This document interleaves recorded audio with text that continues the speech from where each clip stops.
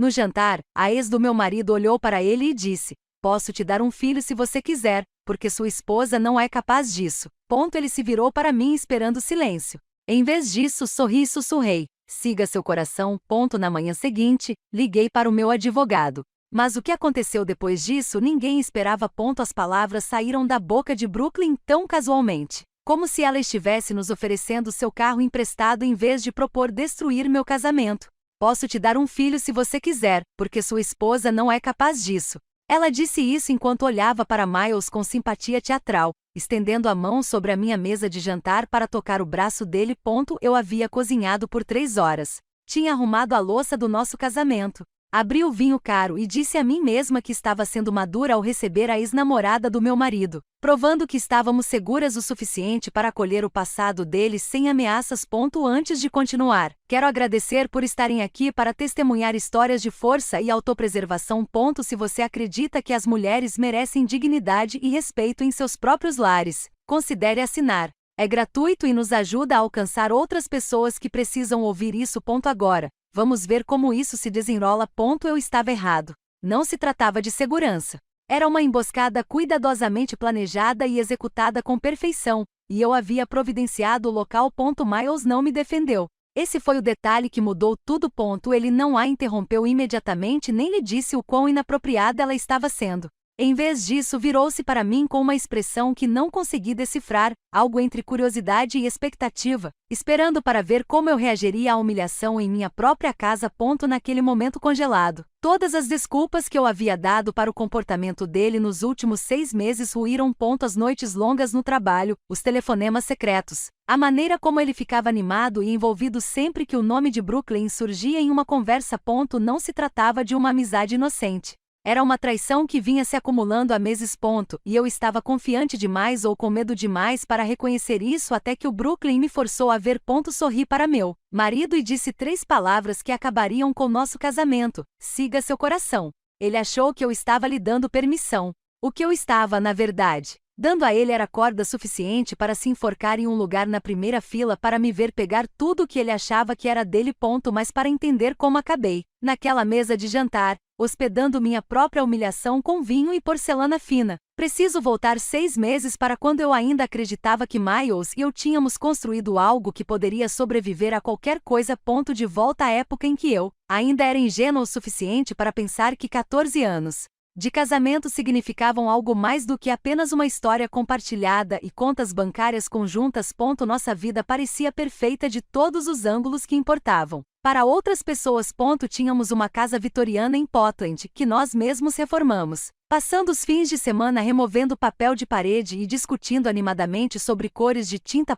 Miles trabalhou em finanças corporativas, ascendendo gradualmente até se tornar sócio. Gerenciei o relacionamento com clientes para uma empresa de marketing, um trabalho que pagava bem e me dava genuína satisfação.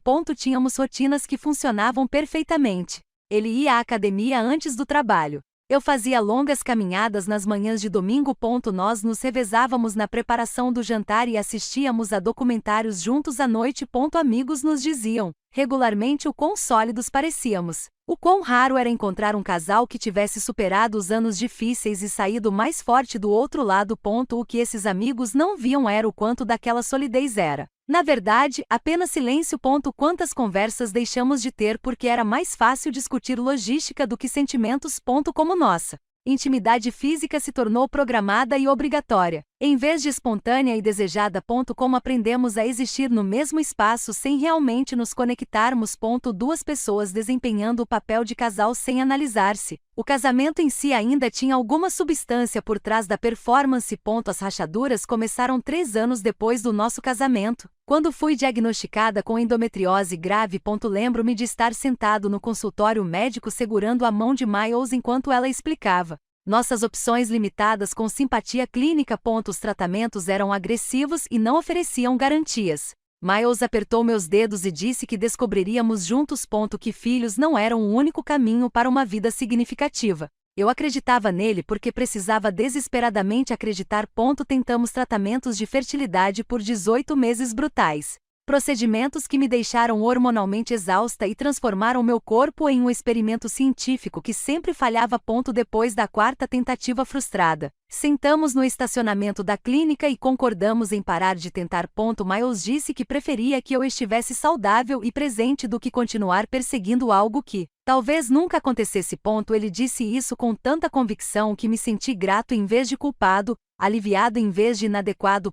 Fomos para casa naquele dia. Abrimos uma garrafa de vinho e conversamos sobre todas as coisas que poderíamos fazer sem filhos: viagens, avanço na carreira, liberdade para tomar decisões espontâneas sem considerar horários escolares ou cuidados com as crianças. Por um tempo funcionou. Redirecionamos nossa energia para a reforma da casa, para viagens de fim de semana a Seattle e Vancouver, para organizar jantares onde servimos refeições elaboradas e contamos histórias que faziam as pessoas rirem.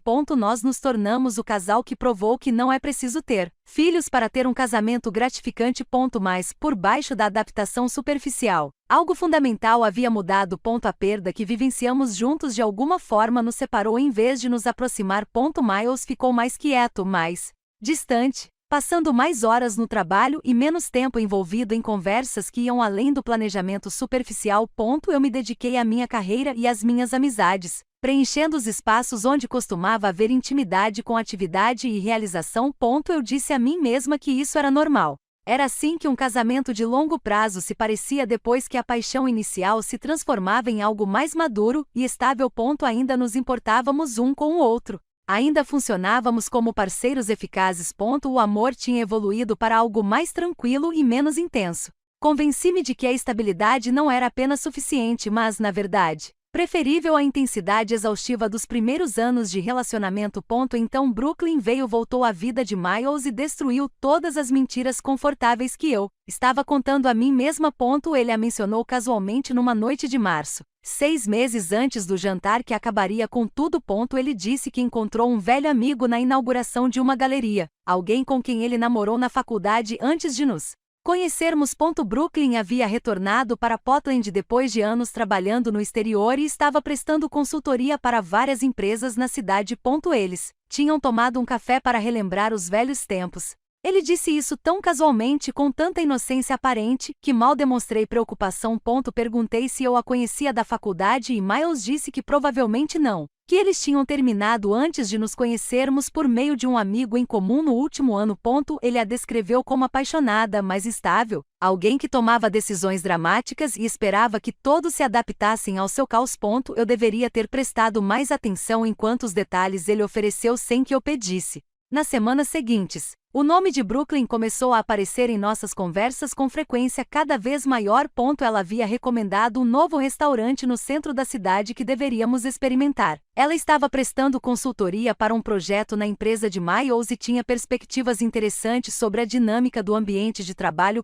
Ela se lembrou de histórias engraçadas dos tempos de faculdade que o faziam rir de um jeito que eu não ouvia há anos. Cada menção individual parecia insignificante, mas coletivamente elas formavam um padrão que eu estava me esforçando muito para não ver. Miles começou a verificar o telefone com mais frequência durante o jantar, sorrindo para mensagens que não compartilhava. Ele começou a sugerir que pulássemos nossa rotina habitual de fim de semana para que ele pudesse colocar o trabalho em dia. Embora eu tenha notado que seu laptop raramente parecia aberto quando eu o verificava. Ele comprou roupas novas, começou a ir à academia com mais frequência e passou a prestar mais atenção à sua aparência, algo que não fazia há anos. Ele ficava animado quando falava sobre seus dias, mas a animação desaparecia quando ele estava em casa comigo, como se estivesse guardando sua energia e engajamento para outra pessoa. Percebi tudo. Percebi e expliquei. Porque reconhecer o que eu estava vendo exigiria fazer perguntas que eu tinha medo de ouvir respostas. Eu disse a mim mesma que ele estava apenas passando por algum tipo de renovação pessoal, que era saudável para ele ter amizades fora do nosso casamento. Eu reprimi o desconforto porque passei tantos anos construindo a narrativa do nosso relacionamento, sólido e maduro, que admitir que algo estava errado era como admitir um fracasso. Então Miles sugeriu que recebêssemos Brooklyn para jantar e eu fiquei sem desculpas para evitar encarar a realidade. Ele apresentou isso como um sinal de confiança e maturidade, uma prova de que estávamos seguros o suficiente em nosso relacionamento para acolher seu passado sem nos sentirmos ameaçados. Ele disse que Brooklyn mencionou que queria me conhecer, que ela se sentia estranha em se reconectar com ele sem conhecer sua esposa. Parecia razoável. Parecia algo que um casal saudável e equilibrado faria sem hesitar. Então concordei, mesmo com algo no fundo do meu estômago se revirando com um aviso que eu me recusava a reconhecer. Passei 2 dias me preparando para aquele jantar. Selecionei vinho de uma vinícola que visitamos no nosso aniversário. Cozinhei pratos que aperfeiçoei ao longo dos anos como anfitrião. Receitas que eu sabia que impressionariam qualquer pessoa com papilas gustativas funcionais. Arrumei a mesa com a porcelana do nosso casamento, o conjunto caro que minha mãe nos deu e que só usávamos em ocasiões realmente especiais. Eu disse a mim mesma que estava sendo acolhedora e gentil, que aquele jantar era minha oportunidade de estabelecer meu lugar na vida de Miles, de mostrar a Brooklyn que eu era a mulher que havia construído uma parceria real e duradoura com ele enquanto ela estava fora, perseguindo fantasias românticas em países estrangeiros. Escolhi minha roupa com cuidado naquela noite de setembro, querendo projetar confiança e tranquilidade, querendo parecer completamente despreocupada com a presença da ex-namorada do meu marido em nossa casa. Enquanto eu arrumava flores frescas em um vaso e verificava-o assado uma última vez, eu realmente acreditava que estava demonstrando maturidade emocional e força. Achei que estava superando o ciúme mesquinho e a insegurança. Não fazia ideia de que estava preparando o cenário para minha própria humilhação pública, arrumando as flores e acendendo as velas para uma performance em que eu faria o papel de boba. Brooklyn chegou exatamente na hora. Ouvi a voz dela antes de vê-la. Tão caloroso e familiarizado com Miles que me disse que eles estavam conversando regularmente o suficiente para desenvolver novos ritmos de conversa, novas referências internas das quais eu não fazia parte. Miles abriu a porta e ela entrou usando um vestido de seda que parecia pintado em seu corpo, carregando vinho caro e uma confiança que pareceu se expandir e preencher toda a nossa casa no momento em que ela cruzou a soleira. Miles a abraçou, e o abraço durou vários segundos a mais. Suas mãos pousaram na parte inferior das costas dela com uma intimidade casual que fez minha garganta apertar, mesmo quando eu disse a mim mesma que estava exagerando. Ela se virou para mim com um sorriso que parecia mais ensaiado do que genuíno. Você deve ser a Laia. Já ouvi falar muito de você. Apertei a mão dela, notei que seu aperto era firme e seu contato visual um pouco intenso demais. E a recebi em minha casa com um calor que eu absolutamente não sentia. E então a apresentação começou. A longa e lenta marcha em direção ao momento em que Brooklyn pararia de fingir e Miles revelaria exatamente quem ele havia se tornado quando eu não estivesse prestando atenção suficiente. O primeiro prato saiu exatamente como eu temia. Brooklyn dominou todas as conversas. O riso dela era alto demais, os toques no braço de Miles eram muito frequentes. As referências ao passado compartilhado eram muito íntimas. Sorri, acenei e enchi novamente as taças de vinho enquanto observava meu marido se transformar em alguém que eu mal reconheci. Ele estava animado de um jeito que eu não via há anos, terminando as frases dela, rindo de piadas internas das quais eu não participava. Todo o seu corpo se virou para ela como se eu tivesse deixado de existir na minha própria mesa de jantar. Quando terminei de recolher os pratos de salada e servi o prato principal, eu já tinha começado a entender que aquele jantar não era o que Miles havia apresentado. Não se tratava de um reencontro casual entre velhos amigos. Era algo completamente diferente. Algo que vinha se formando enquanto eu permanecia intencionalmente cego a qualquer sinal de alerta. Tínhamos acabado de terminar o prato principal quando Brooklyn pousou garfo com precisão deliberada. O gesto pareceu coreografado, como se ela estivesse esperando o momento certo para dizer o que quer que tivesse vindo ali. A temperatura no quarto mudou. Senti antes mesmo que ela abrisse a boca. Do jeito que o ar muda antes de uma tempestade começar. Ela olhou para Miles com uma simpatia teatral. Inclinou a cabeça ligeiramente para o lado, num gesto que provavelmente pretendia parecer compassivo, mas que na verdade parecia calculado e cruel. Ela disse que estava pensando em algo que Miles havia mencionado a ela em particular, algo sobre seu desejo de ter filhos. Minhas mãos congelaram na taça de vinho. O mundo parecia se resumir a apenas aquela frase. Essas palavras específicas me disseram que meu marido estava discutindo nossa dor mais íntima com sua ex-namorada, compartilhando sentimentos que ele havia parado de compartilhar comigo anos atrás. Não falamos sobre crianças de forma significativa desde que interrompemos os tratamentos. Depois da tentativa final fracassada, sentamos no estacionamento da clínica e concordamos em seguir em frente, aceitar nossa realidade e construir um tipo de vida diferente juntos. Miles disse que estava em paz com isso, que preferia que eu estivesse saudável do que continuar perseguindo algo que talvez nunca acontecesse. Eu acreditei nele. Eu confiei que estávamos sofrendo juntos e depois nos curando juntos, que nossa decisão de parar de tentar era mútua e definitiva. Mas aparentemente, Miles vinha tendo conversas bem diferentes com Brooklyn. Conversas sobre desejos que ele supostamente não tinha mais. Conversas sobre um futuro que aparentemente não me incluía, exceto como um obstáculo a ser contornado. A voz de Brooklyn assumiu um tom íntimo que me excluía. Mesmo quando ela falava diretamente sobre mim, a mudança era sutil, mas inconfundível, como se ela estivesse compartilhando um segredo com Miles que por acaso dizia respeito à esposa dele. Ela disse a ele que estava pensando sobre a situação dele, sobre o que ele estava perdendo, sobre o que ela poderia oferecer que eu não podia. Então ela disse as palavras que acabariam com meu casamento. Ela disse ao Miles que poderia lhe dar um filho se ele quisesse, porque eu não era capaz disso. Ela disse isso com naturalidade, como se estivesse oferecendo um livro emprestado ou recomendando um restaurante, em vez de propor destruir tudo o que eu havia construído ao longo de 14 anos. A mão dela se estendeu sobre a mesa para tocar o braço dele. Um gesto de conforto e intimidade que me embrulhou o estômago. O silêncio que se seguiu foi como se eu estivesse me afogando em água gelada. Todos os sons da sala desapareceram, exceto as batidas do meu coração batendo forte nos ouvidos. O tempo parecia se esticar e se distorcer, os segundos se tornando horas enquanto eu esperava a reação de Miles. Esperei que ele a interrompesse imediatamente para lhe dizer o quão inapropriada e cruel ela estava sendo para me defender daquela proposta grotesca feita em nossa mesa de jantar. Ele não fez. Em vez disso, Miles se virou para me olhar com uma expressão que não consegui decifrar, algo entre curiosidade e expectativa. Ele estava esperando para ver como eu reagiria ao ser humilhada publicamente em minha própria casa, esperando para avaliar se eu faria uma cena ou engoliria essa última indignidade do mesmo jeito que eu aparentemente vinha engolindo outras menores por meses sem perceber.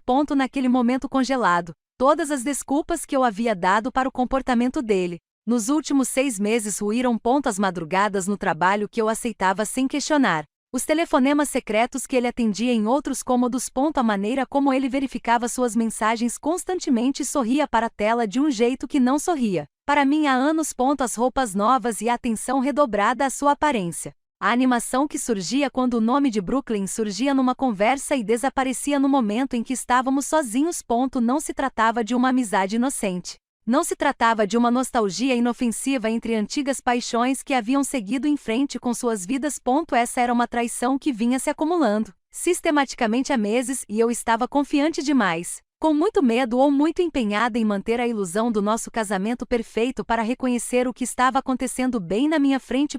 Brooklyn ainda estava tocando o braço de Miles, seus dedos descansando em seu pulso como se ela tivesse todo o direito àquela intimidade casual. Ela me observava com uma satisfação mal disfarçada, esperando pela explosão emocional que ela claramente havia orquestrado. Ela queria lágrimas. Ela queria raiva. Ela queria que eu desse uma confirmação dramática de que eu era a esposa inadequada que ela havia retratado, a mulher que não conseguia dar a Miles o que ele merecia e que agora estava atrapalhando sua felicidade. Todas as respostas possíveis passaram pela minha cabeça em rápida sucessão. Eu poderia jogar meu vinho na cara presunçosa dela e ver o caro Cabernet manchar aquele vestido de seda.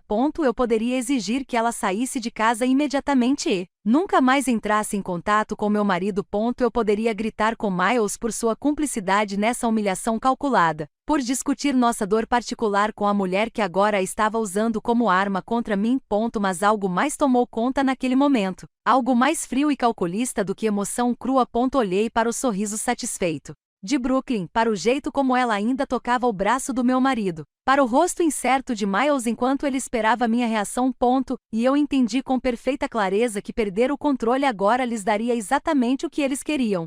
Isso confirmaria a narrativa de Brooklyn de que eu era o problema, a esposa emocional e inadequada que não conseguia lidar com a realidade. Isso daria a Miles justificativa para o que quer que ele estivesse planejando fazer em seguida, permissão para reescrever toda a nossa história de casamento comigo como a vilã que o afastou. Então, em vez de dar a eles a cena que esperavam, fiz uma escolha que definiria tudo o que viria a seguir. Eu sorri. Não um sorriso caloroso ou um sorriso de perdão, mas o tipo de sorriso que vem de um lugar além da raiva, de algum lugar frio e estratégico que eu não sabia que existia dentro de mim até aquele exato momento. Olhei diretamente para meu marido, sustentando seu olhar com perfeita compostura, e dei minha resposta com uma calma que parecia quase desumana. Eu disse a Miles para seguir seu coração. Minha voz era firme e calma, cada palavra cuidadosamente escolhida e pronunciada com cuidado. A frase pairou no ar entre nós, e observei a expressão de Brooklyn mudar de satisfação para confusão. Ela esperava lágrimas, raiva ou algum tipo de colapso emocional. Em vez disso, eu não lhe dei nada com que lidar, nenhum drama para alimentar, nenhuma confirmação de que sua crueldade havia tido o efeito que ela pretendia. Miles pareceu quase aliviado, e essa reação me disse tudo o que eu precisava saber sobre o quanto ele já estava mal. Ele interpretou minha compostura como consentimento, e não como estratégia. Minha calma como aceitação, e não como declaração de guerra. Ele pensou que eu estava lhe dando permissão para perseguir qualquer fantasia que ele e Brooklyn estivessem construindo juntos durante aqueles encontros secretos para tomar café e conversas privadas. Mas ambos estavam errados sobre o que aquelas 3 palavras realmente significavam. Eu não estava dando permissão ao Miles. Eu estava dando corda suficiente para ele se enforcar. Eu estava documentando sua escolha em tempo real, criando uma testemunha de sua falha em me defender, colocando em ação um plano que nenhum deles veria chegando até que fosse tarde demais para impedir. Eles achavam que estavam vencendo. Não faziam ideia de que eu tinha acabado de declarar guerra e que, quando percebessem o que estava acontecendo, eu já teria tomado tudo o que importava. Brooklyn finalmente tirou a mão do braço de Miles. Parecendo incerta pela primeira vez naquela noite. Ela tentou recuperar sua confiança anterior, sugerindo que fossemos para a sala de estar para tomar sobremesa e tomar café, como se fossemos continuar a noite como se nada significativo tivesse acontecido. Miles começou a ficar parado, me observando com aquela mistura de alívio e confusão. Pedi licença para sair da mesa com toda a elegância, alegando uma dor de cabeça que era apenas parcialmente inventada. Minha cabeça latejava, mas não de dor, mas de raiva e clareza, e sim do começo de um plano que estava se formando com precisão cristalina em minha mente. Eu disse a eles para, por favor, aproveitarem a sobremesa sem mim, que eu só precisava me deitar por alguns minutos em silêncio. Miles começou a protestar, talvez reconhecendo que deveria pelo menos fingir estar preocupado com minha partida repentina. Mas Brooklyn tocou seu braço novamente, sua voz baixa e suave, dizendo para ele me deixar descansar, que eu provavelmente só precisava de espaço para processar. A presunção em seu tom, a maneira como ela já estava tomando decisões sobre o que eu precisava em minha própria casa, fez meu maxilar cerrar com tanta força que pensei que meus dentes poderiam quebrar. Subi as escadas com passos medidos, sem me apressar, embora todos os meus instintos gritassem para correr. Ouvi suas vozes retomando um tom mais baixo, agora conspiratório.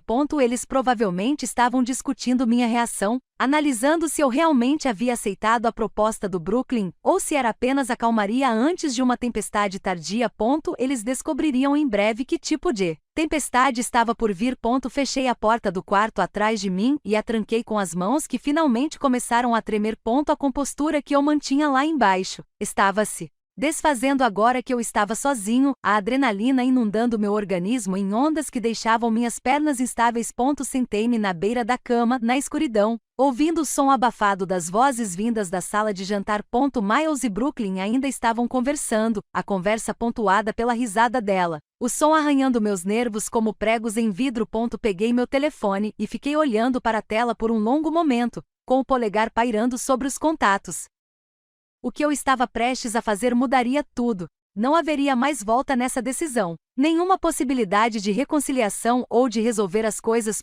Mas então pensei no jeito como Miles me olhou quando Brooklyn fez aquela proposta grotesca. Aquela expressão de curiosidade em vez de indignação, e meu polegar se moveu com uma certeza repentina. Patrícia Roland atendeu ao terceiro toque, apesar do horário avançado. Sua voz era alerta e profissional, o tom de alguém acostumada a ligações que chegam quando vidas estão desmoronando. Expliquei a situação em detalhes clínicos, mantendo a voz baixa e firme, mesmo enquanto as lágrimas escorriam silenciosamente pelo meu rosto.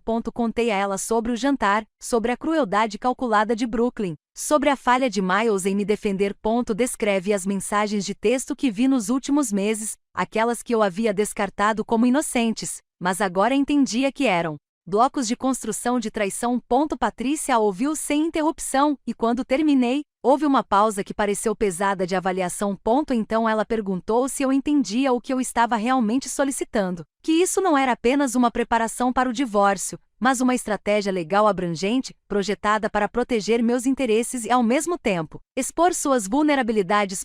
Ela usou a frase terra arrasada, e ouvir isso dito tão claramente fez com que a realidade do que eu estava fazendo se cristalizasse em minha mente. Olhei para o meu reflexo na janela escura em frente à cama. A mulher que me encarava parecia desconhecida, com o rosto sereno, mas os olhos duros, com uma determinação que eu nunca tinha visto antes. Pensei em todos os anos que passei acomodando Miles, me tornando menor para me encaixar em sua visão de parceria, engolindo decepções e redirecionando meus próprios desejos para manter a ilusão do nosso casamento perfeito. Aquela mulher se foi, queimada pela humilhação que eu tinha acabado de suportar na minha própria mesa de jantar. Eu disse a Patrícia assim: era exatamente isso que eu queria. Marcamos uma reunião de emergência para segunda-feira de manhã e ela me instruiu a agir completamente normal durante o fim de semana para não dar a Miles nenhuma indicação de que algo havia mudado. Ela me disse para documentar tudo, fotografar qualquer evidência que eu pudesse acessar, para começar a proteger os bens que eram legalmente meus. Sua voz era calma e metódica, me guiando por etapas que pareciam surreais, mesmo quando eu me comprometi a segui-las. Depois que desliguei, fiquei sentado no escuro por mais alguns minutos, deixando minha respiração desacelerar e minhas mãos firmes. Então comecei o trabalho que Patrícia havia delineado. Abri antigas conversas de texto entre Miles e Brooklyn, tirando prints de conversas que eu havia descartado como inofensivas. Conversas sobre encontros para um café que agora reconheci como ocultação deliberada. Referências a piadas internas e memórias compartilhadas que me excluíam. Reclamações sobre o nosso casamento que Miles aparentemente vinha compartilhando com ela há meses, enquanto me dizia que estava tudo bem. Cada captura de tela parecia uma documentação da minha própria cegueira, uma prova de quão completamente eu havia sido enganado ao escolher ver apenas o que eu queria ver. Fotografei a caixa de joias onde guardava os recibos das compras mais importantes, prova das minhas contribuições financeiras para a nossa vida juntos. Abri nossas contas bancárias conjuntas e tirei capturas de tela dos saldos e históricos de transações, criando um registro que estabeleceria minha reivindicação aos ativos que supostamente havíamos construído juntos. Lá embaixo, ouvi a porta da frente se abrindo e a voz de Brooklyn se despedindo, seguida pelo som de Miles acompanhando-a para fora. Fui rapidamente até a janela e os observei na entrada da garagem, seus corpos iluminados pela luz da varanda que eu tinha acendido horas atrás, quando ainda acreditava que aquele jantar era sobre maturidade e não sobre uma emboscada. Miles estava com a mão na parte inferior das costas de Brooklyn novamente. Aquele gesto de intimidade casual que teria me destruído mais cedo naquela noite. Agora parecia apenas uma evidência, mais uma documentação para o caso que Patrícia construiria. Brooklyn se virou para Miles antes de entrar no carro, e eu a observei tocar o peito dele, com a mão ali enquanto conversavam. A linguagem corporal era inconfundível. A familiaridade de duas pessoas que passavam muito mais tempo juntas do que Miles jamais admitira. Memorizei cada detalhe. O jeito como ele se inclinou em sua direção, o sorriso em seu rosto que não se parecia em nada com as expressões cautelosas que ele demonstrava perto de mim ultimamente. A relutância com que finalmente se separaram. Quando Miles voltou para dentro, eu estava lá embaixo colocando louça na máquina de lavar louça como se nada de significativo tivesse acontecido. Ouvi-o parar na porta, provavelmente tentando ler meu humor para entender por que eu não estava chorando, confrontando ou demonstrando qualquer uma das reações dramáticas que ele provavelmente estava esperando. Fiquei de costas para ele, enxaguando os pratos com mãos firmes, desempenhando o papel de esposa complacente mais uma vez. Ele perguntou se eu estava bem, Com a voz hesitante e confusa. Virei-me e sorri para ele. O mesmo tipo de sorriso calmo que lhe dei na mesa de jantar. Eu disse a ele que estava bem, só cansada de tanto hospedar e cozinhar. Sugeri que assistíssemos a um filme juntos, algo leve e tranquilo para relaxar. Antes de dormir. O alívio que inundou seu rosto foi quase um insulto, confirmando que ele esperava raiva ou lágrimas. Alguma confirmação dramática de que a crueldade de Brooklyn havia causado o efeito desejado. Em vez disso, minha compostura o deixou desequilibrado e incerto sobre o que realmente havia acontecido naquela mesa. Ótimo. Eu queria incerto e confuso. A incerteza o tornaria descuidado, o impediria de reconhecer a armadilha que já se fechava ao seu redor. Assistimos metade de uma comédia. Nenhum de nós estava realmente prestando atenção em Miles, que checava o celular periodicamente e sorria para as mensagens que eu sabia que eram do Brooklyn. Sentei-me ao lado dele no sofá onde passamos inúmeras noites ao longo de 14 anos e não sentia absolutamente nada além de uma fria determinação. Quando ele estendeu a mão para segurar a minha durante um momento de silêncio no filme, eu o deixei, meus dedos entrelaçados aos dele enquanto minha mente catalogava os recursos e calculava cronogramas. Na manhã de sábado, acordei antes do amanhecer e fiquei deitado na escuridão, planejando meu dia com precisão militar. Patrícia me disse para agir normalmente e que eu daria a Miles a melhor performance da minha vida. Quando finalmente me levantei, desci e comecei a preparar seu café da manhã favorito, cantarolando baixinho enquanto preparava sua omelete exatamente do jeito que ele preferia. A domesticidade da cena parecia teatro. Eu desempenhando o papel de esposa dedicada enquanto planejava o desmantelamento sistemático de tudo o que havíamos construído juntos. Miles saiu do quarto parecendo surpreso e satisfeito ao me encontrar alegre e carinhoso. Perguntei sobre seus planos para o dia como se a noite anterior tivesse sido perfeitamente normal, como se sua ex-namorada não tivesse se oferecido para ter seu filho em nossa mesa de jantar. Ele disse que iria encontrar amigos na academia e eu o incentivei a aproveitar o sábado com calma. No momento em que seu carro saiu da garagem, peguei minha bolsa e minhas chaves. O banco foi minha primeira parada. Abri uma nova conta apenas em meu nome e transferi exatamente metade das nossas economias conjuntas, um valor que eu poderia reivindicar legalmente sem disparar alertas imediatos de fraude. O representante fez perguntas de rotina sobre a transferência, e expliquei suavemente que estava consolidando contas para fins de planejamento tributário. Minha voz era firme, meu sorriso era treinado e todo o meu comportamento era o de alguém que toma uma decisão financeira banal, em vez de se preparar para uma guerra. Em seguida, dirigi pela cidade até um depósito que havia pesquisado online naquela manhã. Aluguei uma unidade, pagando à vista por 3 meses, usando uma instalação longe o suficiente do nosso bairro para que Miles nunca a descobrisse acidentalmente. O gerente me entregou as chaves e um cadeado, e eu dirigi de volta para casa com uma determinação endurecendo no peito. Nas horas seguintes, enquanto Miles estava na academia e depois almoçava com amigos, eu removi metodicamente da nossa casa itens que eram legal e emocionalmente meus. Heranças de família que minha avó me deixou em testamento. Obras de arte que comprei antes do nosso casamento com meu próprio dinheiro. Joias que antecederam Miles. Álbuns de fotos da minha infância e da faculdade que documentavam uma vida da qual ele nunca fez parte. Cada item desapareceu em caixas que coloquei no meu carro e transportei para o depósito. Não senti culpa ao esvaziar gavetas e armários de coisas que me pertenciam exclusivamente. Apenas a fria satisfação de estar protegendo o que era meu antes que Miles pudesse reivindicar qualquer coisa no processo de divórcio. Quando ele voltou para casa naquela tarde, eu já tinha feito 3 viagens ao depósito e, para uma observação casual, nossa casa parecia exatamente a mesma. Mas eu sabia o que estava faltando, o que eu havia garantido além do seu alcance, e esse conhecimento parecia um poder se acumulando a meu favor. O domingo passou de forma semelhante. Mantive a normalidade perfeita, cozinhando refeições e sugerindo atividades, desempenhando o papel de esposa satisfeita enquanto contava internamente as horas até a manhã de segunda-feira, quando tudo mudaria. Naquela noite, Miles tomou banho antes de dormir, deixando seu iPad no criado mudo. Uma notificação de mensagem iluminou a tela, e eu vi o nome de Brooklyn antes que pudesse desviar o olhar. Peguei o aparelho com as mãos que pararam de tremer. Meus movimentos foram rápidos e eficientes. A mensagem era explícita de uma forma que me embrulhou o estômago. Brooklyn fez referência a conversas sobre cronogramas e possibilidades. Sobre recomeçar com alguém que desejava o mesmo futuro. Ela mencionou uma consulta médica que já havia agendado para discutir opções de fertilidade e perguntou se Miles queria ir com ela à consulta. Fotografei a mensagem com meu telefone, os dedos se movendo automaticamente por etapas que estavam se tornando rotina, adicionando evidências a uma coleção que se tornava mais contundente a cada peça. Ouvi o chuveiro desligar e coloquei o iPad de volta exatamente onde Miles o havia deixado. Então voltei para minha posição na cama com meu livro aberto na mesma página que eu estava fingindo ler.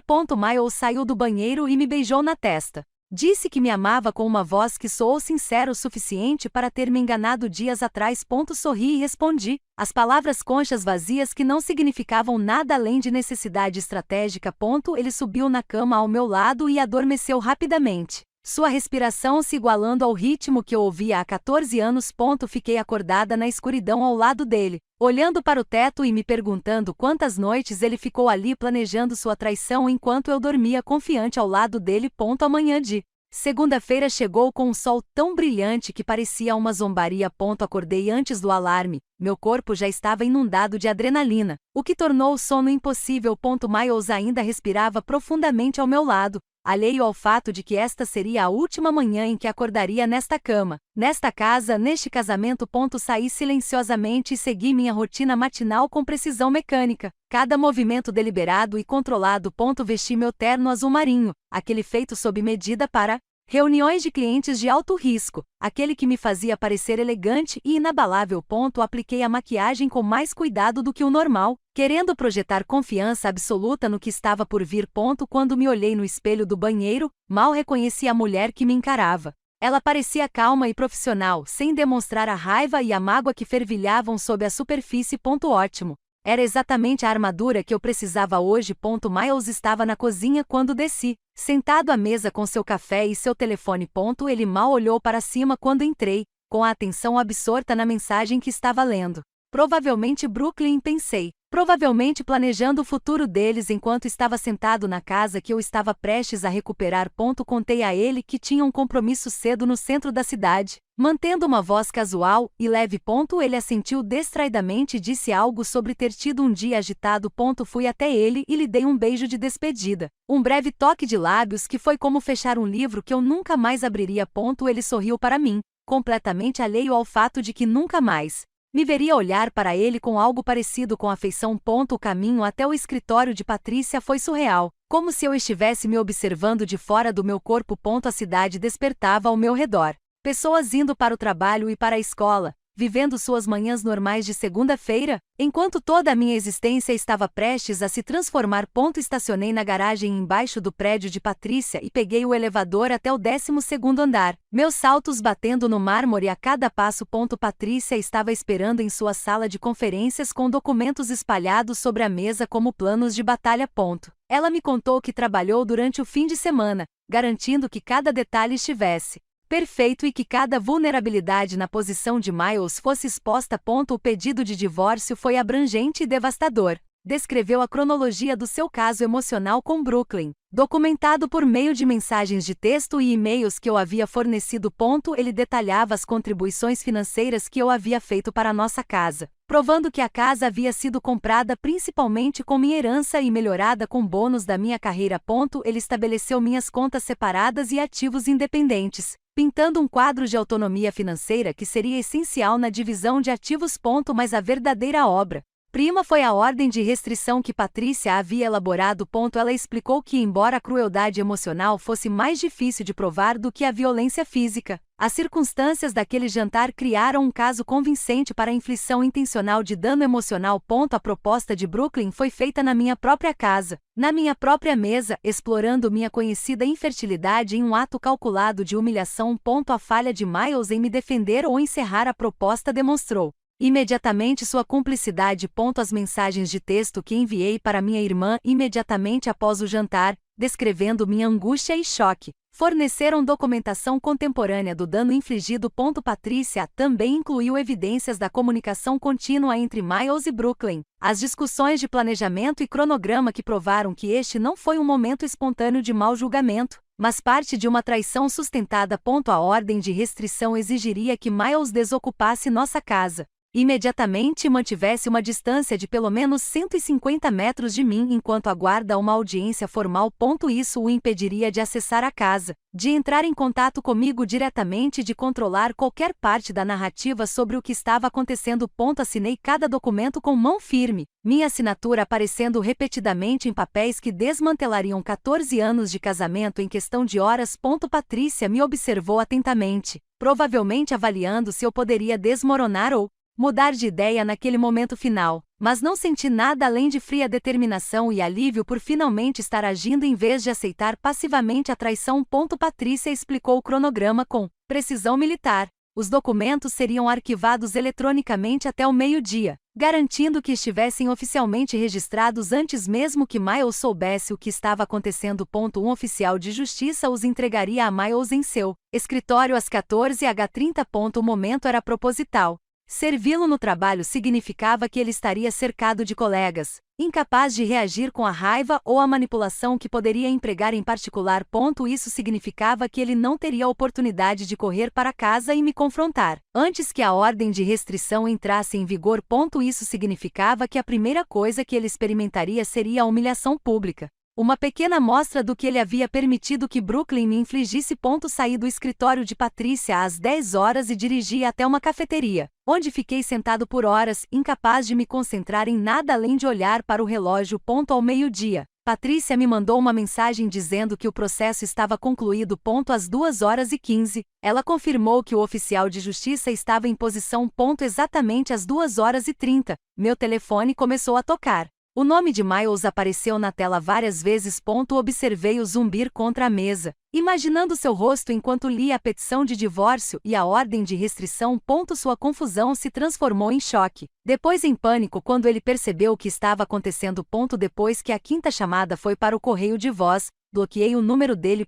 Segundos depois, Brooklyn começou a ligar. Sua primeira mensagem de voz foi estridente, com acusações de manipulação e crueldade. Sua voz subiu para um tom que sugeria pânico genuíno. Bloqueei o número dela também e sentei-me na cafeteria, sentindo apenas satisfação por ambos finalmente estarem sofrendo as consequências. Patrícia ligou às 3 para me dizer que o advogado de Miles já havia feito contato, exigindo explicações e ameaçando com reconvenções. Ela parecia quase divertida ao descrever o choque óbvio do outro advogado com a abrangência do nosso processo. Aparentemente, Miles contratou alguém rapidamente, provavelmente ligando de seu escritório em desespero, e o advogado ainda não teve tempo de entender completamente a força de nossa posição. Patrícia me garantiu que cuidaria de toda a comunicação e que eu deveria ir para casa, que a casa agora era legal e exclusivamente minha. Voltei devagar, pegando ruas que normalmente evitava, adiando o momento em que entraria em uma casa que de repente estava completamente transformada. Quando finalmente cheguei à garagem, fiquei sentado no carro por vários minutos apenas olhando para a casa. Parecia exatamente a mesma vista de fora. A fachada vitoriana que eu amei por tantos anos ainda estava linda à luz do fim de tarde. Mas tudo era diferente agora. O chaveiro veio naquela tarde, enquanto eu estava no escritório da Patrícia. Um detalhe que eu havia combinado durante o fim de semana com um planejamento cuidadoso. Todas as fechaduras foram trocadas e todos os códigos de segurança foram atualizados.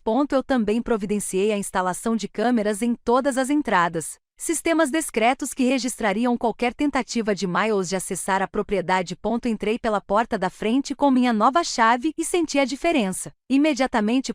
O ar parecia mais leve de alguma forma, o espaço mais aberto, como se a presença de Miles estivesse pesando sobre tudo sem que eu percebesse.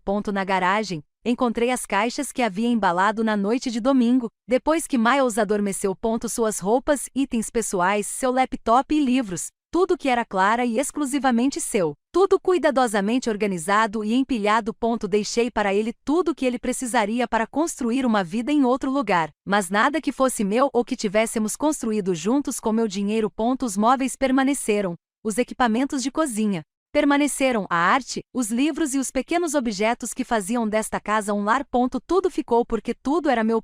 Andei pelos cômodos, tocando superfícies que agora pareciam diferentes, passando os dedos pelo encosto do sofá onde Miles costumava sentar com seu laptop, ficando na cozinha onde Brooklyn havia feito sua proposta venenosa poucos dias atrás. As memórias ainda estavam lá, mas já pareciam distantes. como se pertencessem a uma pessoa diferente em uma vida diferente. Servi-me de uma taça de vinho e fiquei na janela observando o pôr do sol pintar o céu de laranja e rosa, e senti um alívio tão profundo que fiquei tonto. Meu telefone vibrou sem parar a noite toda. Mensagens de pessoas que eu não tinha notícias há meses ou anos. A mãe de Miles ligou chorando, deixando uma mensagem de voz dizendo que eu estava destruindo o filho dela por causa de um mal-entendido. Seu melhor amigo Jake mandou uma mensagem perguntando se poderíamos conversar como adultos, sugerindo que eu estava exagerando em uma situação difícil. A irmã dele enviou uma longa mensagem sobre perdão e segundas chances e sobre não jogar fora 14 anos de casamento em um momento de raiva. Nenhum deles sabia toda a verdade. Nenhum deles tinha visto as mensagens de texto entre Miles e Brooklyn ou compreendido há quanto tempo essa traição vinha se acumulando. Eles só conheciam a versão dos acontecimentos de Miles, qualquer que fosse a história que ele estivesse contando para se posicionar como a vítima confusa da minha repentina vingança irracional. Não respondi a nenhuma delas. Em vez disso, encaminhei as mensagens mais persistentes para Patrícia e deixei que ela cuidasse da documentação das tentativas de Miles de controlar a narrativa por meio de procuração.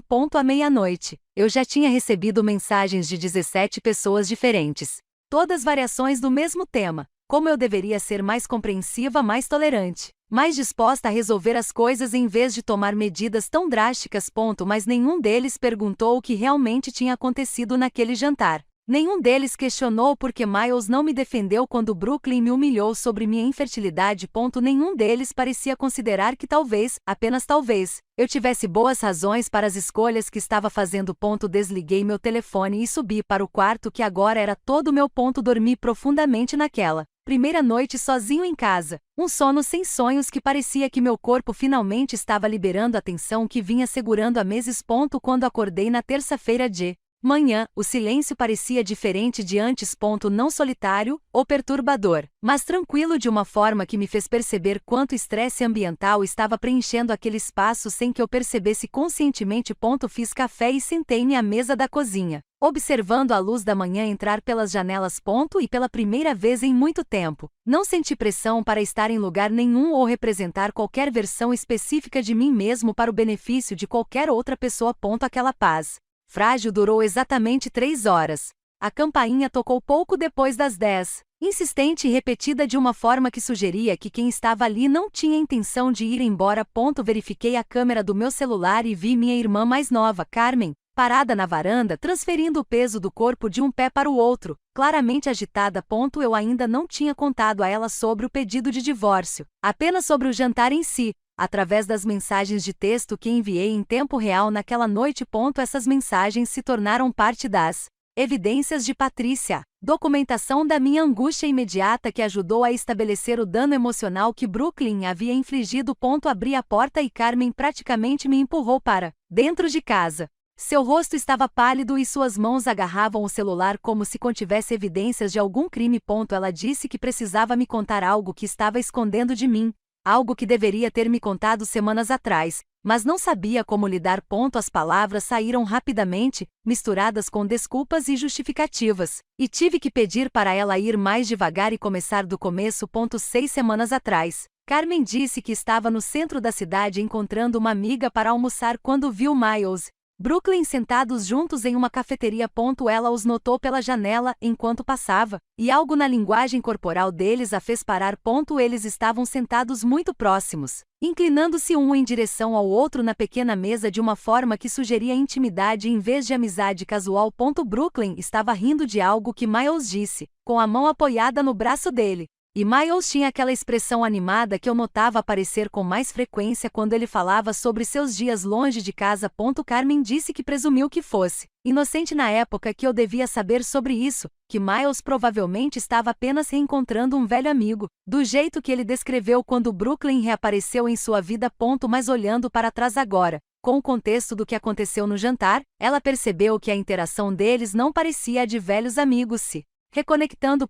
Parecia que duas pessoas estavam nos estágios iniciais de um caso, testando limites e construindo intimidade enquanto fingiam que tudo era perfeitamente inocente. Então, 2 semanas antes, Carmen os viu novamente. Desta vez em um restaurante do outro lado da cidade. Um lugar agradável o suficiente para sugerir um planejamento intencional em vez de um encontro espontâneo. Ela estava lá para um jantar de trabalho quando os viu em uma mesa no canto. E o que viu a deixou tão desconfortável que ela pegou o celular e tirou uma foto sem pensar muito no porquê. Brooklyn colocou a mão no rosto de Miles em um gesto de tanta ternura que era inconfundivelmente romântico. Miles estava olhando para ela com uma expressão que Carmen raramente o vira usar perto de mim, despreocupado e completamente presente de uma forma que demonstrava uma conexão emocional genuína. Carmen me mostrou a foto agora, com as mãos tremendo enquanto ela se desculpava por não ter me contado antes. Ela disse que não sabia o que fazer com a informação, que se convenceu de que estava interpretando mal a situação e que estava com muito medo de causar problemas no meu casamento se estivesse errada. Mas depois que enviei a ela aquelas mensagens de texto sobre o jantar, sobre a proposta de Brooklyn e a falha de Miles em me defender, ela percebeu que estava observando meu marido construir um relacionamento com outra mulher enquanto eu permanecia completamente alheia. Olhei para a foto no celular dela e senti algo se abrir dentro de mim, algo que eu vinha mantendo cuidadosamente fechado desde segunda-feira. Uma coisa era ver mensagens de texto, ler evidências de traição e palavras trocadas em particular. Outra coisa completamente diferente era ver uma prova visual de intimidade. Testemunhar a manifestação física de um caso emocional em uma fotografia que capturava um momento de ternura que deveria ter sido reservado para mim. Os dedos de Brooklyn estavam curvados contra o queixo de Miles, seu polegar roçando sua bochecha, e ele se inclinava em direção ao toque dela como se fosse algo familiar e bem-vindo. Carmen estava chorando agora, repetindo que ela deveria ter me contado imediatamente, que ela deveria ter confrontado Miles ou me avisado ou feito algo diferente de ficar em silêncio enquanto meu casamento se deteriorava. Eu disse a ela que isso não mudaria nada, que eu não estava pronto para ver a verdade até que Brooklyn me forçou a vê-la naquela mesa de jantar. Mesmo que Carmen tivesse me mostrado essa foto semanas atrás, eu provavelmente teria encontrado uma maneira de explicá-la para me convencer de que era inocente, porque aceitar a realidade da traição de Miles exigiria tomar uma atitude que eu ainda não estava preparado para tomar. Mas a foto era útil agora, uma evidência visual concreta que fortaleceria o caso que Patrícia estava construindo. Encaminhei o caso ao meu advogado com uma breve explicação e vi a culpa de Carmen se transformar em algo como alívio, pois pelo menos seu silêncio poderia ser parcialmente redimido pela contribuição para minha estratégia jurídica. Carmen saiu uma hora depois, ainda se desculpando, e eu lhe assegurei que entendia e não guardava nenhuma raiva dela pela posição em que havia sido colocada. Depois que ela foi embora, fiquei na janela de onde vi Miles acompanhando Brooklyn até o carro dela na sexta-feira à noite e me perguntei quantas outras pessoas testemunharam partes dessa traição sem saber o que fazer com as informações que tinham. A resposta veio na terça-feira à tarde, quando os pais de Miles apareceram na minha porta. Eu os vi pela câmera antes mesmo de tocarem a campainha. Robert e Diane saindo do carro com expressões de determinação que me diziam que aquela não seria uma conversa agradável. Pensei em não responder, mas evitá-lo só atrasaria o que era claramente inevitável. Abri a porta, mas não os convidei para entrar. Parados na soleira numa manifestação física do limite que eu estava estabelecendo. Robert exigiu saber o que estava acontecendo, com a voz já elevada, sugerindo que ele tinha vindo preparado para um confronto e não para uma conversa. Diane estava chorando antes mesmo de começar a falar, perguntando como eu pude fazer isso com o filho deles. Como eu pude destruir um casamento por causa do que ela insistia ser um mal-entendido. Ela disse que eu estava sendo cruel e vingativa, punindo Miles por querer uma família, jogando na cara dele suas lutas contra a infertilidade quando não era culpa dele. O comentário estava tão desconectado da realidade que eu realmente ri. Um som curto e agudo que fez ambos recuarem um pouco. Corrigi calmamente, explicando que eu era a única com endometriose. Era eu quem não suportava uma gravidez no meu corpo. Fui eu quem passou por cirurgias, tratamentos e decepções mensais. Miles o apoiou durante tudo isso, sim, mas não foi ele quem usou sua condição médica como arma para sua ex-namorada em jantares. Robert interrompeu para exigir provas de que algo inapropriado realmente havia acontecido entre Miles e Brooklyn. A voz dele era alta o suficiente para que eu olhasse ao redor para ver se os vizinhos estavam observando, e tomei a decisão em uma fração de Segundo, de mostrar a eles exatamente o que o filho deles estava fazendo pelas minhas costas. Peguei meu telefone e mostrei a eles capturas de tela de mensagens de texto entre Miles e Brooklyn. Conversa sobre recomeçar, construir um futuro juntos e ter os filhos que Miles aparentemente ainda queria desesperadamente, apesar de me dizer que havia feito as pazes com nossa vida sem filhos. O rosto de Robert empalideceu ao ler as mensagens. Diane emitiu um pequeno som de mágoa e seu choro se intensificou, mas desta vez parecia direcionado ao choque e à decepção, em vez de à defesa do filho. Eles ficaram ali na minha varanda por um longo momento, ambos claramente lutando para conciliar as evidências que eu havia mostrado a eles com qualquer versão dos eventos que Miles havia lhes dado. Eles partiram sem dizer mais nada, voltando para o carro com a postura derrotada de pessoas que vieram preparadas para lutar e em vez disso se viram confrontadas com uma verdade inegável. Naquela noite, Diane ligou para o meu telefone. Deixei tocar 2 vezes antes de atender. Com a voz baixa e trêmula do outro lado da linha. Ela se desculpou pelo que havia dito antes e admitiu que não tinha ideia de que as coisas tinham chegado tão longe quanto as mensagens indicavam. Ela disse que achava que Brooklyn estava apenas causando problemas como sempre fazia, criando drama e se intrometendo onde não era desejada. Mas as mensagens de texto deixaram claro que não se tratava de manipulação unilateral. Miles tinha sido um participante ativo e voluntário na construção de algo com Brooklyn enquanto ainda era casado comigo. Aceitei o pedido de desculpas sem oferecer perdão. Mantendo a voz neutra e imparcial, sugeri que ela direcionasse sua decepção e preocupação para o filho, e não para mim, e que eu não era responsável por controlar sua resposta emocional às escolhas dele. Encerramos a ligação educadamente, mas sem cordialidade. E eu sabia que qualquer relacionamento que eu pudesse ter mantido com a família de Miles estava agora permanentemente rompido. O trabalho se tornou uma complicação na quarta-feira. Miles e eu sempre trabalhamos em setores adjacentes, próximos o suficiente para compartilhar alguns círculos profissionais e participar de alguns dos mesmos eventos de networking. A notícia da nossa separação se espalhou mais rápido do que eu esperava. Provavelmente foi ajudada pelo fato de Miles ter compartilhado sua versão dos acontecimentos com quem quisesse ouvir. Meu colega Dennis me puxou de lado na sala de descanso na quarta-feira à tarde, com uma expressão desconfortável enquanto dizia que tinha ouvido que Miles e eu estávamos tendo problemas. Ele esperava que pudéssemos resolver as coisas. Disse que o divórcio parecia uma resposta extrema ao que provavelmente era apenas uma fase difícil pela qual todos os casamentos longos passam. Olhei diretamente para ele e perguntei se ele sabia que Miles estava tendo um caso emocional. Dennis empalideceu e começou a gaguejar que Miles havia mencionado reencontrar um velho amigo, mas nunca disse nada que parecesse inapropriado. Percebi então que Miles vinha elaborando cuidadosamente sua narrativa durante semanas, contando aos colegas apenas o suficiente para estabelecer uma negação plausível, enquanto construía sistematicamente um relacionamento com Brooklyn que ele sabia que ultrapassava todos os limites do comportamento apropriado. Outros colegas se tornaram excessivamente solícitos ou obviamente distantes, com sua simpatia escondendo vagamente a curiosidade sobre o escândalo que se desenrolava em seu meio. Comecei a almoçar na minha mesa para evitar as conversas na sala de descanso, mantendo a porta do meu escritório fechada com mais frequência do que nunca e respondendo às conversas informais dos colegas com uma brevidade educada que desencorajava mais perguntas. A vida profissional que construí cuidadosamente ao longo dos anos de repente pareceu contaminada pela minha crise pessoal.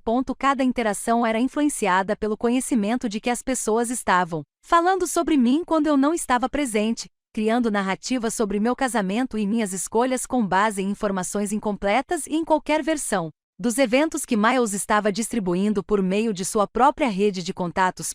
A tensão de manter a compostura profissional enquanto minha vida privada estava sendo dissecada publicamente teve um preço a pagar de maneiras que eu não havia previsto. No início da tarde, eu estava exausto, esgotado não pelo trabalho em si, mas pela constante execução da normalidade.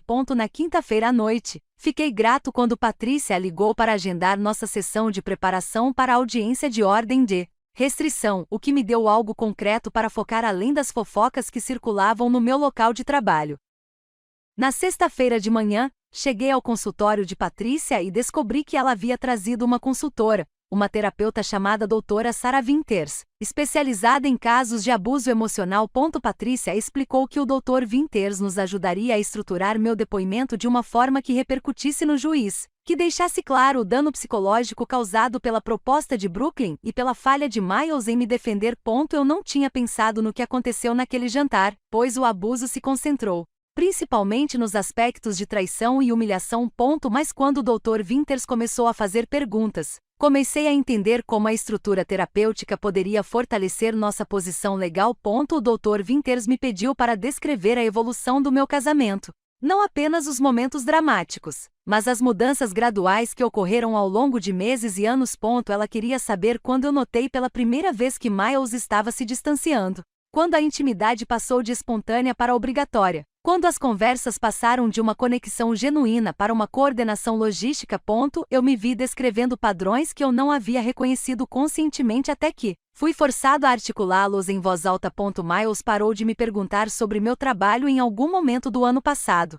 Percebi, enquanto conversávamos em nossas noites típicas, que ele costumava fazer perguntas detalhadas sobre meus projetos e clientes. Lembrava-se de nomes e acompanhava situações que eu havia mencionado dias antes. Mas gradualmente essas perguntas pararam, substituídas por perguntas vagas que exigiam apenas respostas mínimas. Durante o jantar, ele começou a navegar no celular com mais frequência, com a atenção dividida de uma forma que fazia a conversa parecer uma interrupção em vez de uma conexão.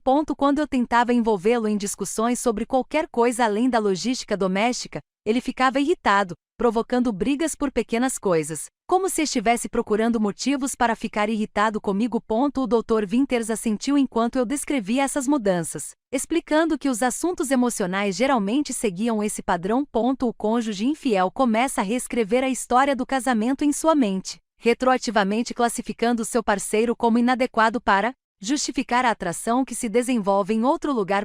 Pequenas irritações se transformam em incompatibilidades fundamentais. Desafios comuns em relacionamentos são reenquadrados como evidências de que o casamento nunca deu certo.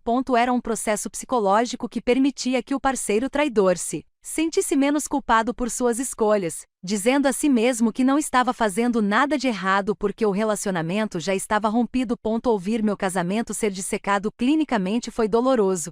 Cada padrão identificado pelo Dr. Winters parecia a confirmação de fracassos que eu tinha estado perto demais para enxergar com clareza.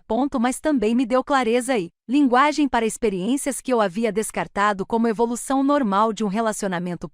Eu dizia a mim mesma que os casamentos naturalmente se tornavam mais tranquilos com o tempo, que a intensidade dos primeiros anos se transformava em algo mais estável e menos exigente.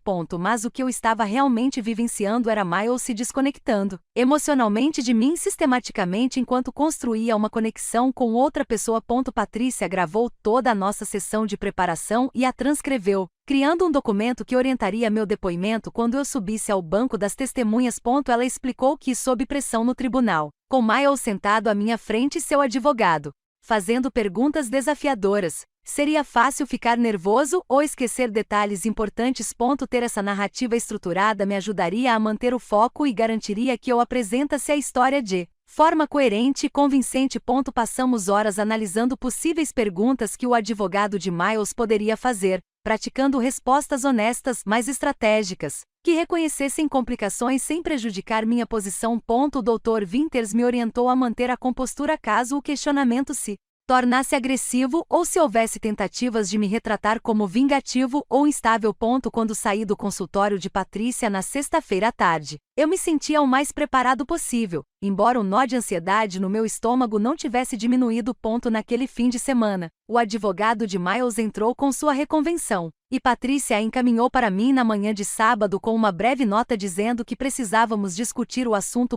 Li o documento legal na minha cozinha com o café esfriando, enquanto eu absorvia o que eles estavam tentando argumentar.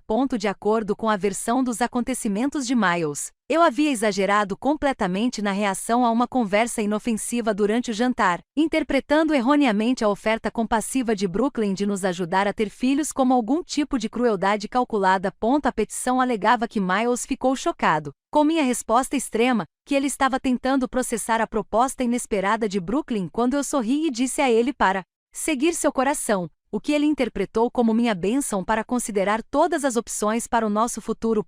Eles estavam tentando reformular a noite inteira, transformando a humilhação deliberada de Brooklyn em generosidade mal compreendida, transformando a falha de Miles em me defender em confusão em vez de cumplicidade.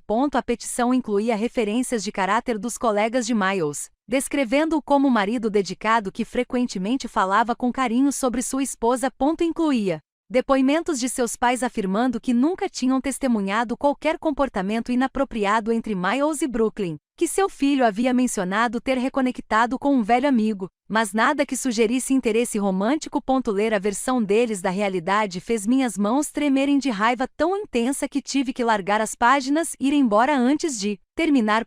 Eles estavam me manipulando por meio de documentação legal, tentando me fazer questionar minhas próprias percepções e reações, sugerindo que eu estava delirando ou vingativo na minha interpretação de eventos que tinham sido claros em sua crueldade. O fato de Miles estar disposto a assinar seu nome nessa narrativa para afirmar oficialmente que a oferta de Brooklyn tinha sido compassiva e não calculada me disse mais sobre seu caráter do que 14 anos de casamento. Liguei para Patrícia e ela me acalmou, aliviando a raiva que crescia em meu peito. Ela explicou que isso foi realmente útil para o nosso caso, que a decisão deles de confiar no gaslighting em vez de evidências foi um erro estratégico.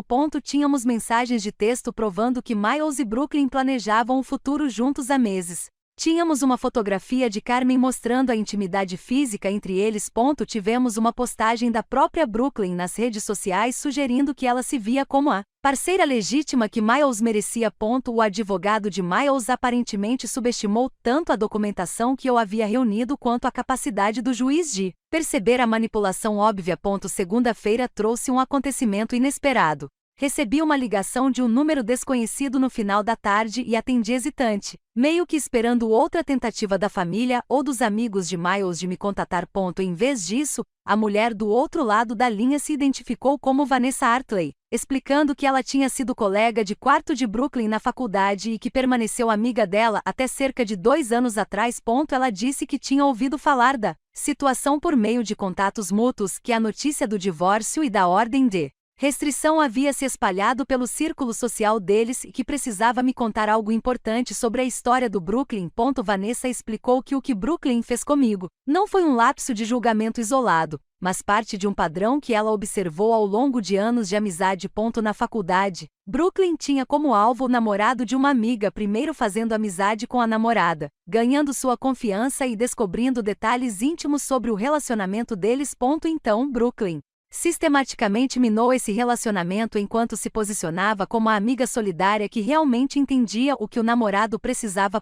A manipulação foi tão sutil que quando a namorada percebeu o que estava acontecendo, o namorado já a havia deixado e ido para o Brooklyn.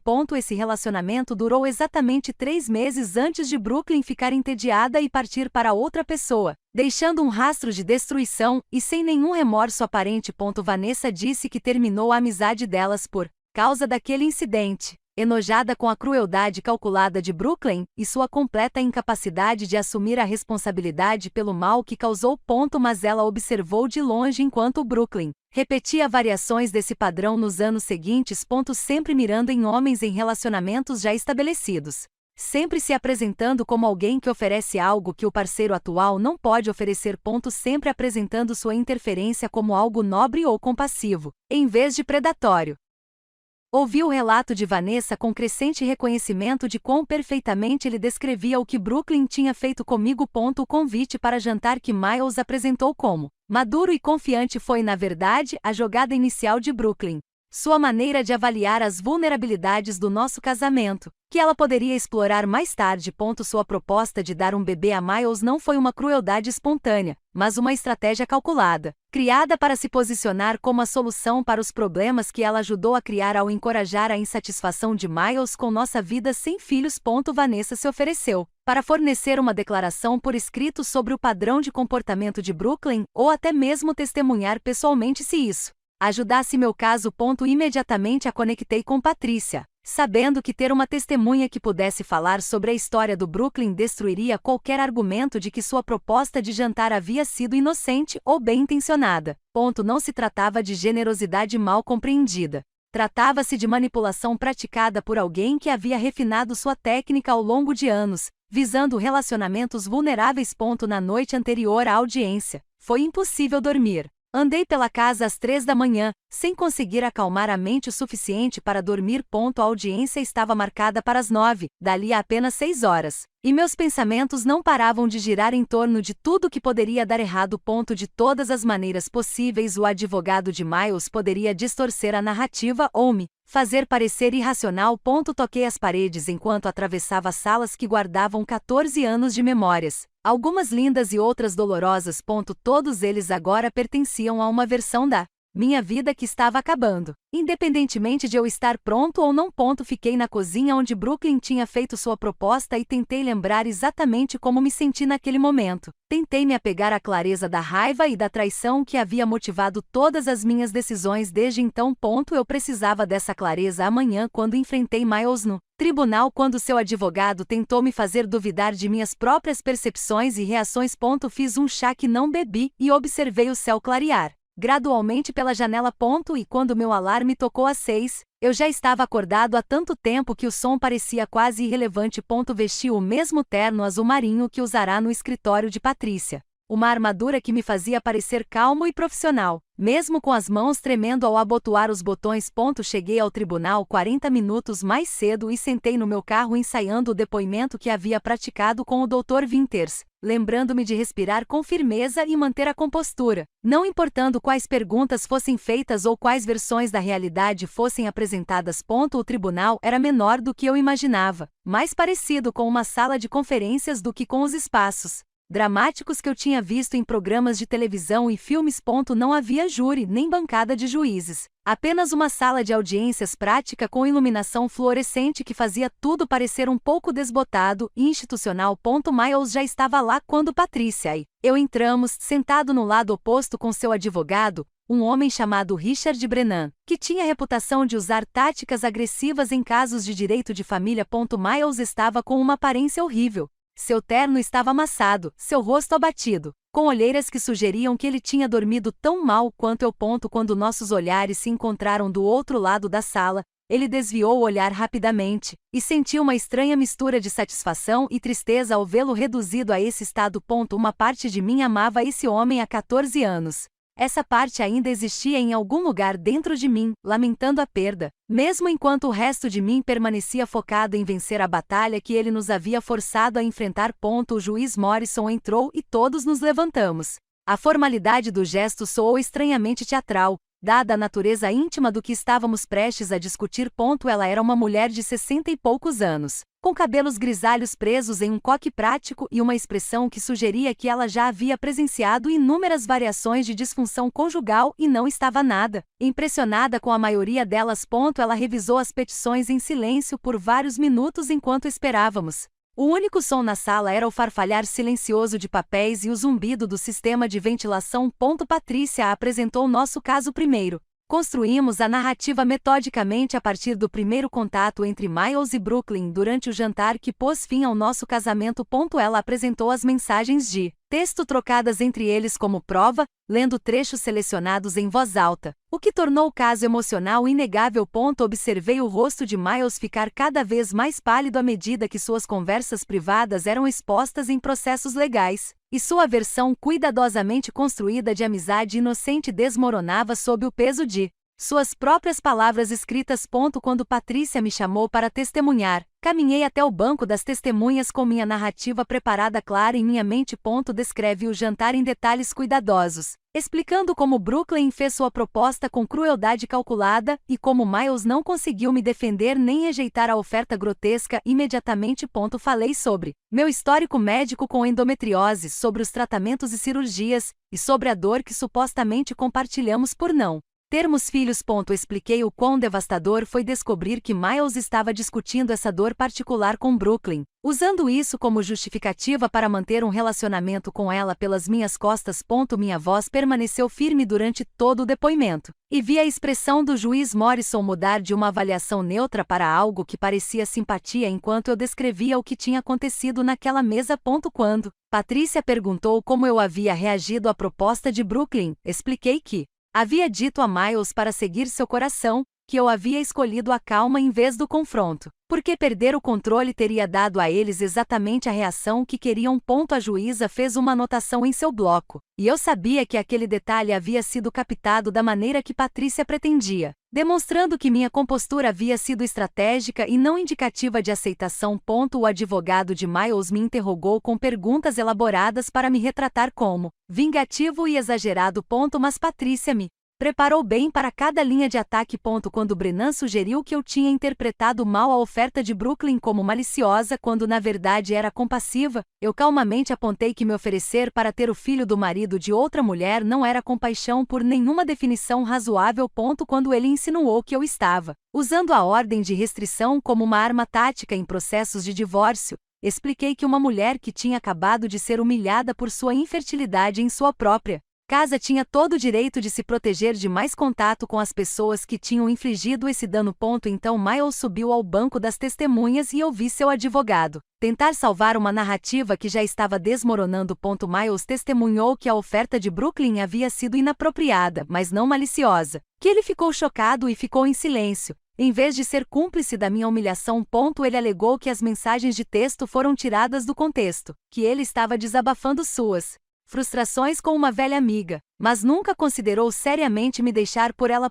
Sua voz carregava um tom de inocência ferida que poderia ter sido convincente se não fosse pelas evidências documentadas que contradiziam quase tudo o que ele dizia. O juiz Morrison perguntou-lhe diretamente por que ele não havia rejeitado imediatamente a proposta de Brooklyn no jantar.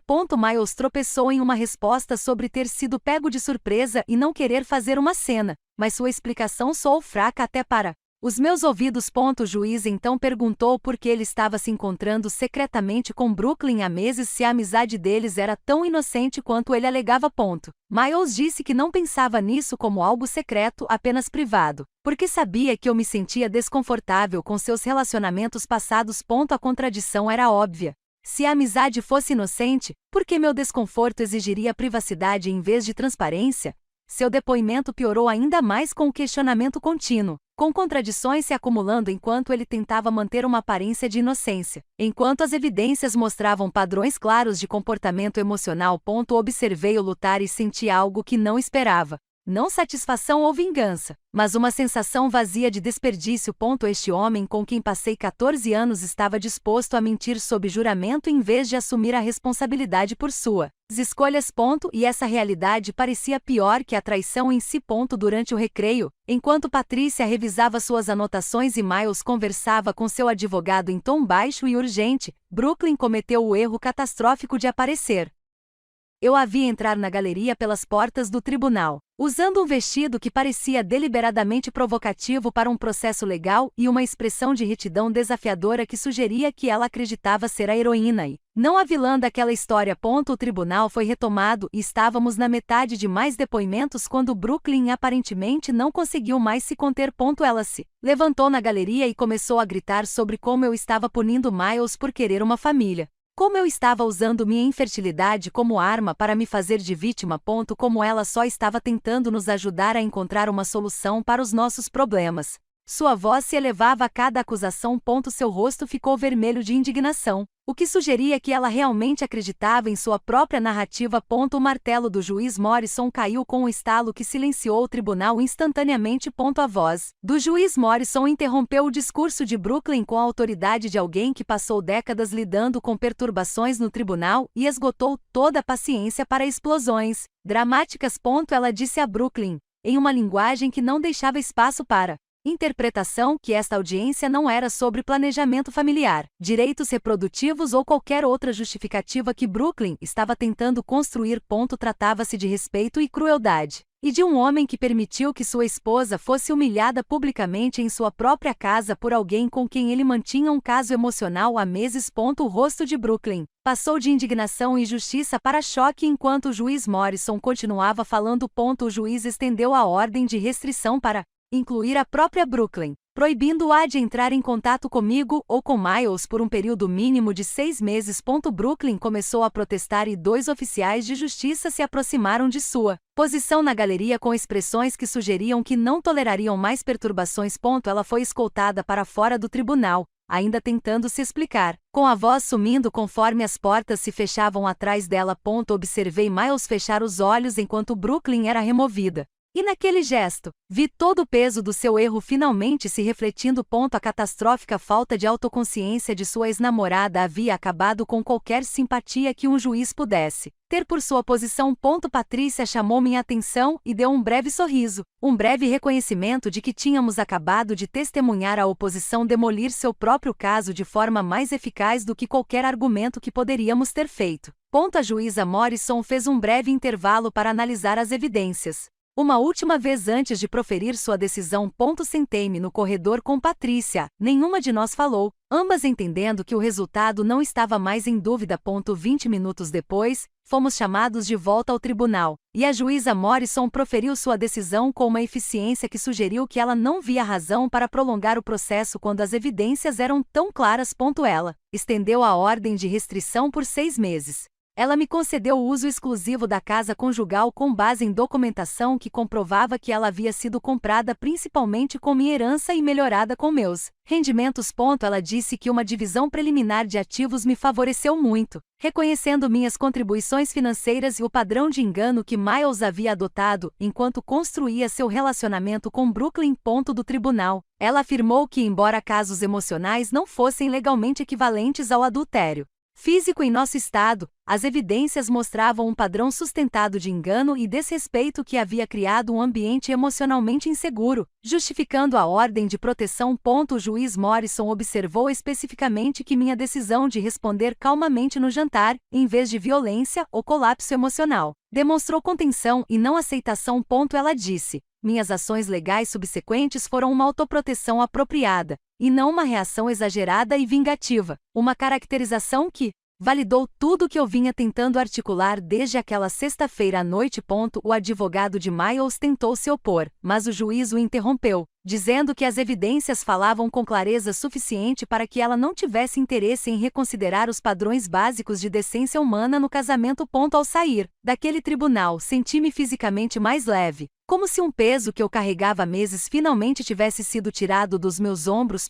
Não porque eu tivesse vencido em algum sentido competitivo mesquinho, mas porque uma terceira parte neutra examinou todas as evidências e confirmou que eu não era louco, nem hipersensível, nem vingativo.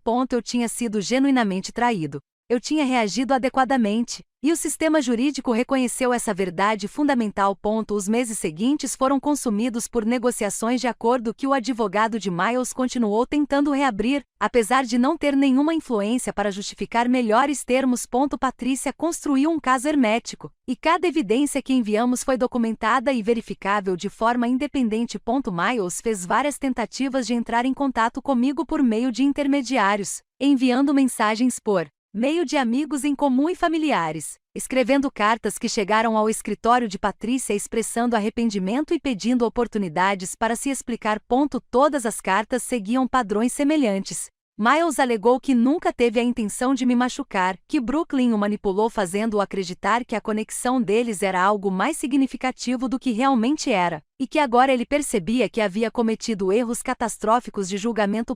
Mas as mensagens de texto que apresentamos como prova contavam uma história diferente.